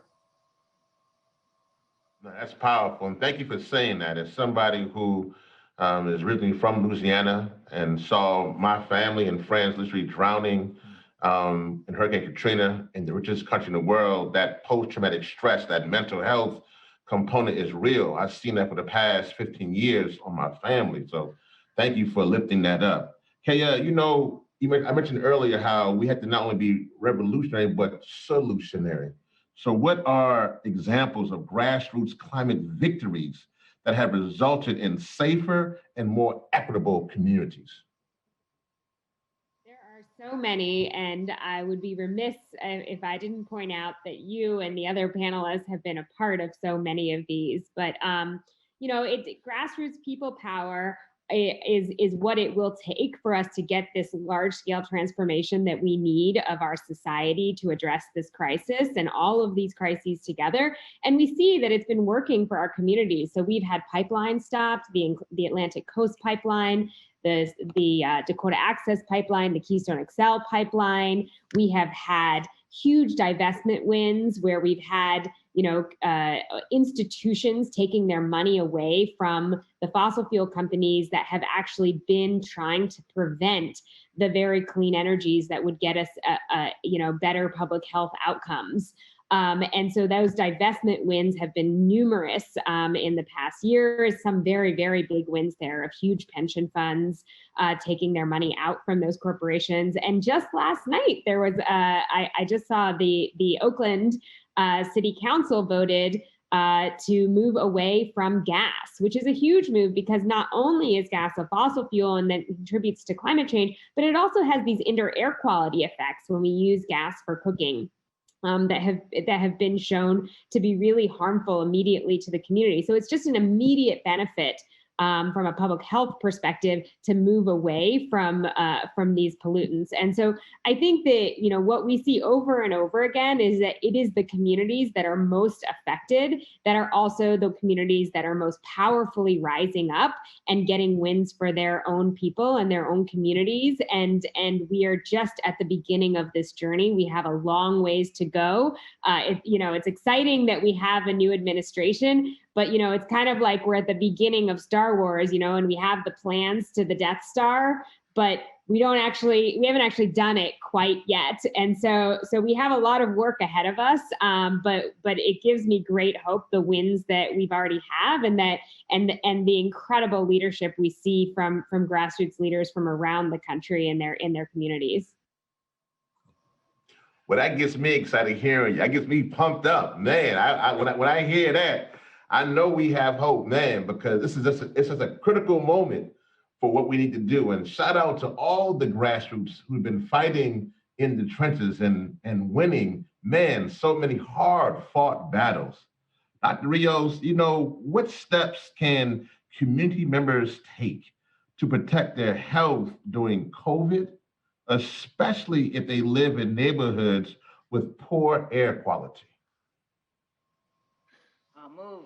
No, I think, honestly, we need, as a community, to rise up with education from our community leaders to understand the connection between poor health because of the poor air quality, because of the power plants in our communities, the power plants that put out oil and gas and methane.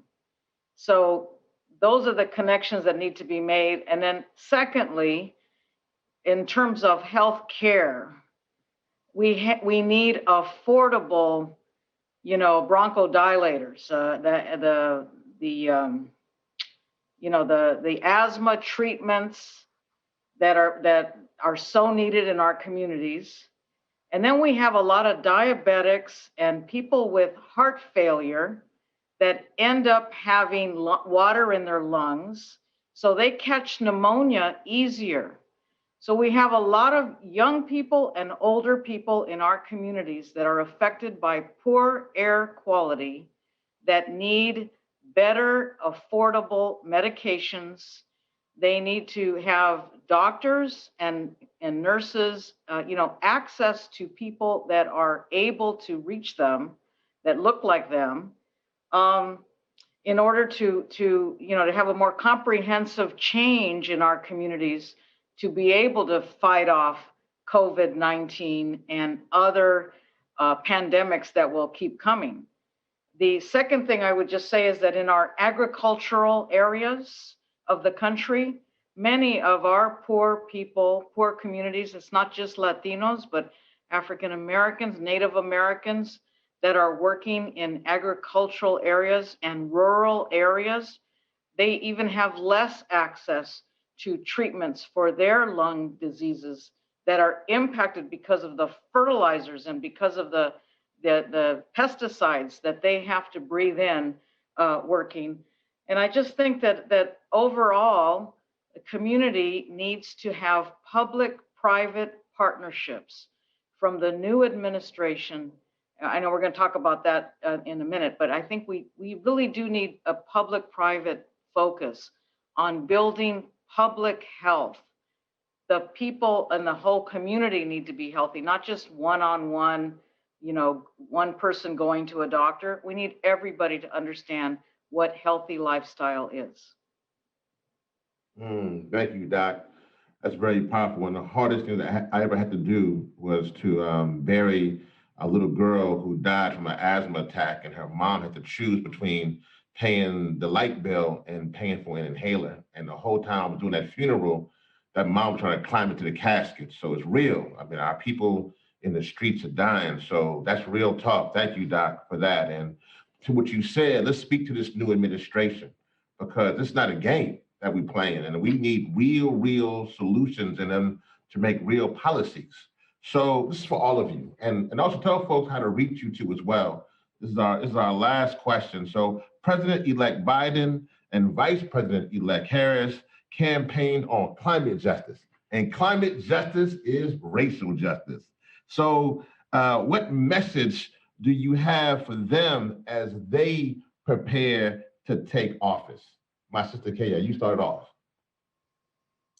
Thank you. I think that my message is for them to keep in their hearts and their minds every day the faces and the people of the people out there who are suffering, whether it is the story that you just told of the child who died from the asthma attack, whether it's families who've not just had their homes turned to ashes, but their entire community turned to ashes, families who have over and over had their homes flooded and are struggling with mold, families that have multiple people die from cancer, families without clean water, families who are waiting in line hours to get food.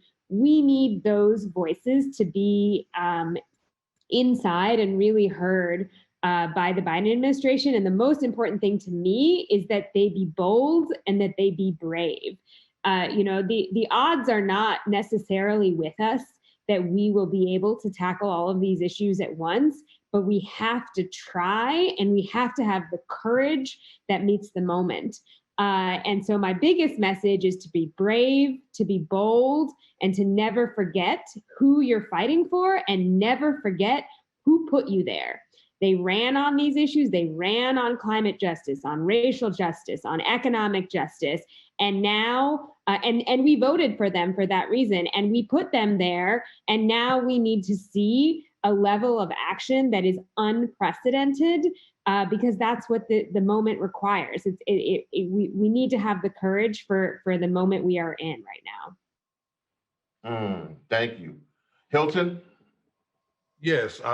I think that what I would like for this administration, the incoming administration, to adhere to is the fact that we must keep pressure on the ground. We must keep community voices at the table. I had the pleasure of working with Gina McCarthy under the Barack Obama administration and Lisa Jackson, but we worked on the startup shutdown malfunction rule, and we were successful in getting the startup shutdown malfunction rule put in place, which helped to reduce tons and tons of toxic emission from the fossil fuel industries. And when that rule was put in place, we started to see a change in communities. I would like to see the Biden administration pick back up on the work that was being done prior to the Trump administration, because we were making some great headways.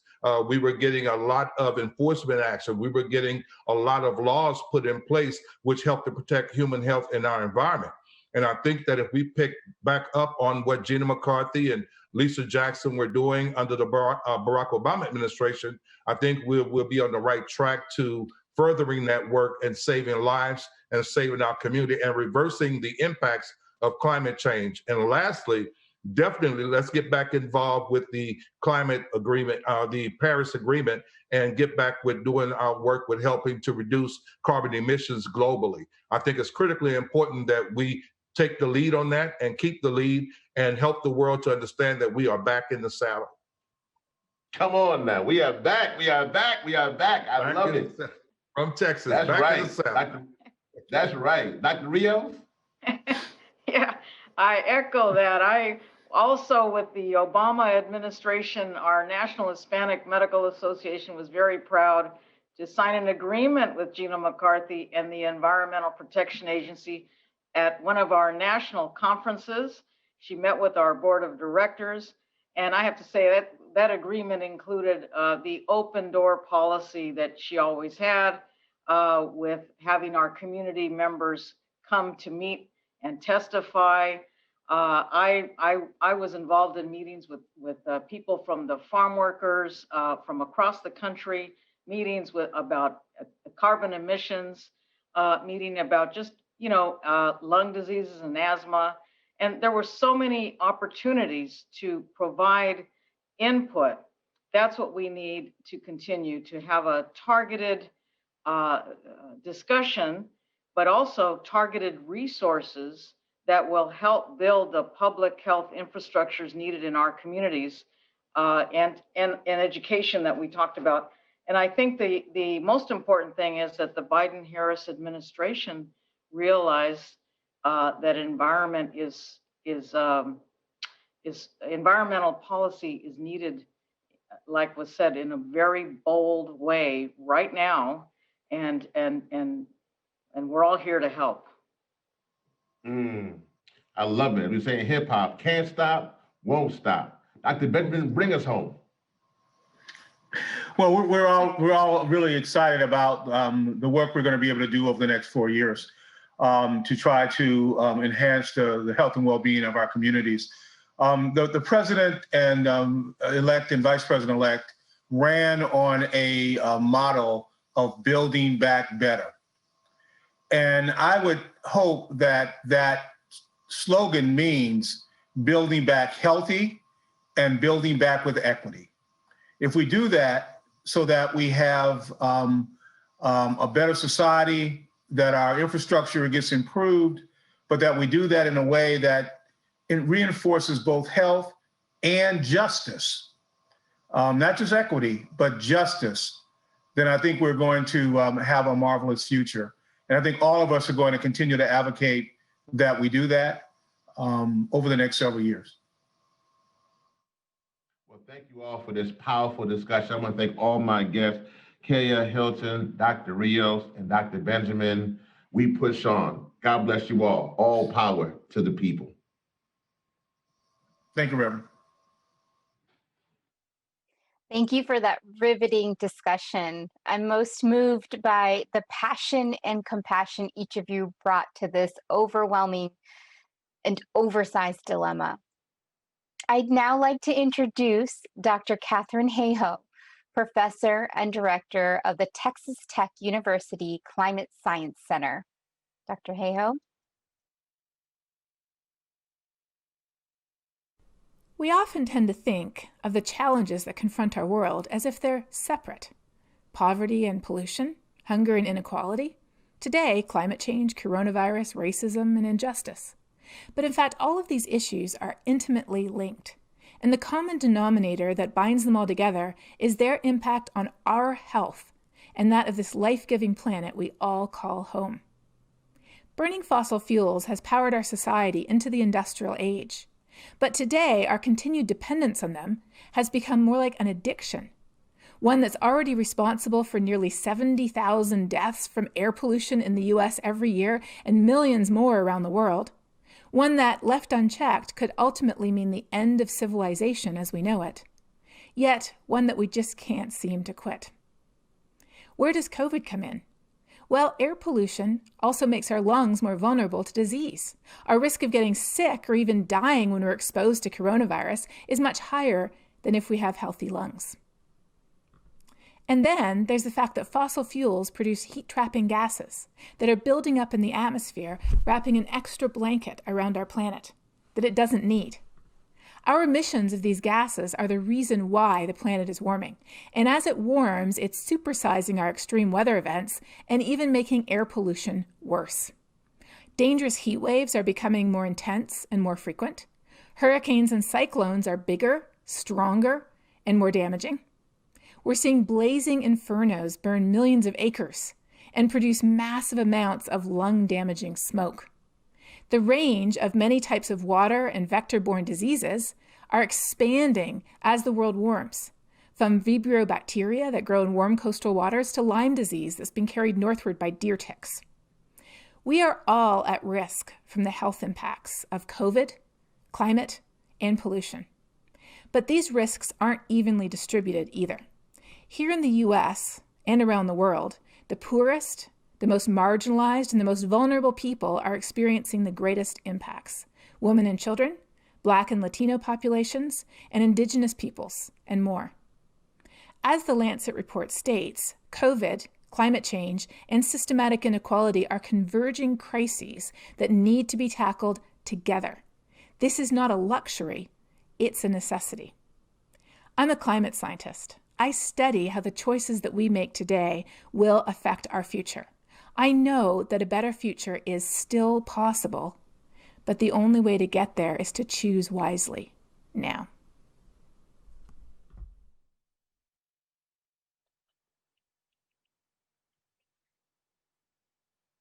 Thank you, Dr. Hayhoe. I really appreciate your comments and especially marking that action isn't a luxury, it's a necessity. As my last duty as your MC today, I'm happy to turn it over to Bob Inglis, Executive Director of Republican and former U.S. Representative from South Carolina. Thank you.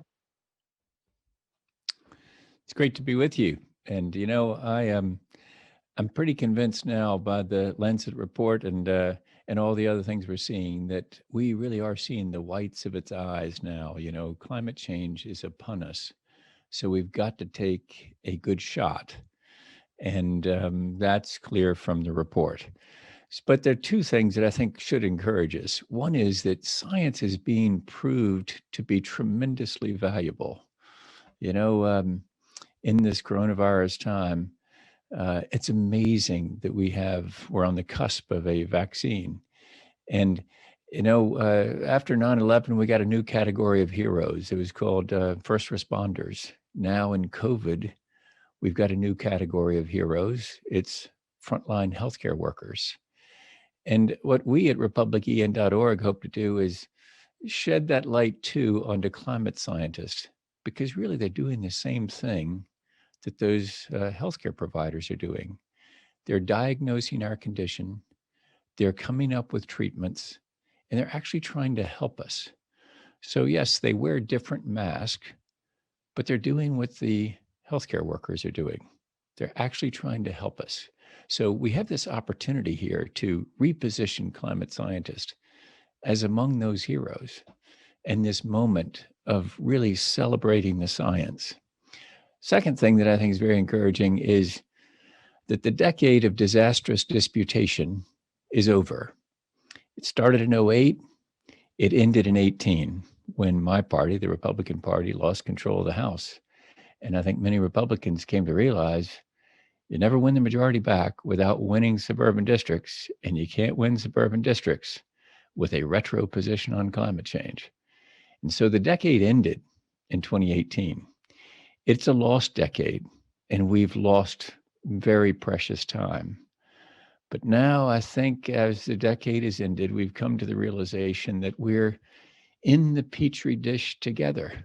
We're doing this experiment on our common home, as the Pope calls it. And it's as though the culture warrior has got us to climb up in the dish, pick up handfuls of the growth medium and start a food fight with it. But we're starting to realize that the temperature is rising in this petri dish, that we're actually in the experiment. We're doing the experiment on ourselves. So it's actually a good moment because I think that realization has hit us.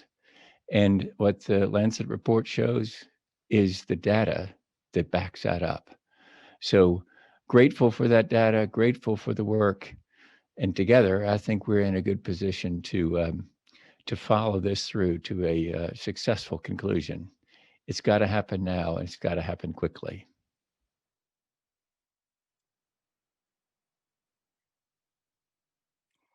Thank you again for joining us. I am going to turn it over to Dr. Renee Salas and to Dr. Jeremy Hess. Well, what an inspiring session that showcases that we can emerge from our current moment on a healthier and more equitable path. The 2020 Lancet Countdown US brief also has 4 case studies and 4 critical insights that all of this content can be found online in our website and in English and Spanish PDF versions. And the global report and all of the other country briefs and products are also available. And there are launch events around the world. So we are truly in a global effort as we all come together around this platform. Now, the two of us represent an enormous effort that is truly a labor of love and passion around this collaborative platform. It truly takes a village. So first and foremost, we have to thank the core team who put in the long hours to make everything you see possible. To Paige Knappenberger-Lester from Climate Nexus, to Kelly Poyapon, to Ellie Limon from the Harvard Global Health Institute. Working closely with all of you on this has been an honor and a privilege. To Dr. Jeremy Hess, thank you for your partnership and friendship in this effort. To the Global Lancet Countdown team, Dr. Nicholas Watts, and now Dr. Ian Hamilton, Jess Beagley, Ann Coleman, Marina Romanello, and the rest of the all-star cast across the ocean. To the American Public Health Association, thank you for your partnership and trust as your co-branding partner. Special thanks to Dr. Georges Benjamin, Surili Patel, Ivana Castellanos, and Catherine Robb For Climate Nexus, I would like to thank Jamie Shashansky and many others for lending your amazing organizational communication expertise and skills. To the Harvard Global Health Institute and the leadership there, Dr. Ellen Brandt and Dr. Ingrid Katz, thank you for allowing year-round support of this project. To all of our case study and critical insight authors from our working group who collaborated with one another to create this amazing content. We can't wait to create the video series that will bring these to life in the new year, so stay tuned. To all of our diverse expert reviewers, thank you for helping us craft our initial brushstrokes into the final painting that is the product every year. And to our financial sponsors, which you will see on this slide, thank you for your generous support to make these products and launch a reality. And we're really excited for the other products and everything that's going to be coming in 2021. So with that, I'm going to turn it over to Dr. Hess. Thank you. Thanks, Renee. Well, first, I'd like to start out by thanking you for your outstanding leadership, engagement, example, and friendship. I also want to thank all of our brand sponsors whom you see on this slide. Thank you for lending your expertise and solidarity as we tackle this together. To each and every one of our 70+ working group member institutions, organizations, and centers, thanks. We couldn't do this without you, and here's to our continued work together. If you want to join our working group, please reach out. We're always expanding. To all of today's amazing speakers, thank you for lending your time, insights, and commitment. Special thank you to Human Rights Watch and Sky Wheeler for your generous support for the Spanish translation of the US brief. To Delynn Plummer and her team at Exponent Collaborative, thank you for your amazing web design, video editing, and layout design. To Liz Perchia and the team at Harvard Sea Change for their communication and media support. To Marcy Burden, Jolene Hoots, and the team at UW for their support with media and communications. And lastly, thank you to WTV for your production of this program. And thanks to all who have committed to making health central in climate action and climate preparedness central to health protection. We're honored to be working on this together. Thanks. Thank you.